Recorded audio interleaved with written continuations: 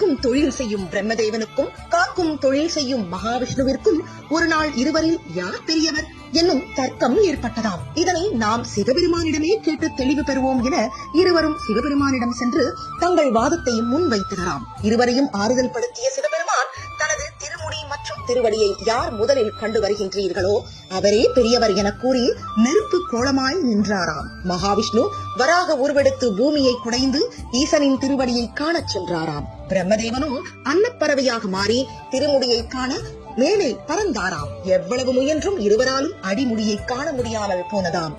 தான் பெரியவர் என யாருக்கும் கர்வம் ஏற்பட்டுவிடக் கூடாது என நடைபெற்ற திருவிளையாடல் தான் இது. பின்னர் நீள் நெடுஞ்சுடராய் நின்ற சிவபெருமானின் இந்த நெருப்பு கோலத்தை தாங்க முடியாத மகாவிஷ்ணு முதற்கொண்டு அனைத்து தேவர்களும் வேண்டிக் கொண்டதால் அந்த நெருப்பு பிளம்பே மலையாய் மாறி போனதாம். அதுதான் நம் திருவண்ணாமலை என்கிறது புராணம். மகாவிஷ்ணுவும் பிரம்மனும் ஏனைய தேவர்களும் தாங்கள் கண்ட இந்த ஈஸ்வரனின் ஜோதி வடிவை உலகெல்லாம் காண வேண்டி சிவபெருமானிடம் விண்ணப்பிக்க அவரும் கார்த்திகை மாத பௌர்ணமியினாலே திருக்கார்த்திகை நட்சத்திரத்தன்று ஜோதி வடிவாக அனைவருக்கும் காட்சி அளித்தாராம். அதையே நாம் திருக்கார்த்திகை தீபத் திருவிழாவாக வழிபடுவதாக ஐதீகங்கள் சொல்கின்றன.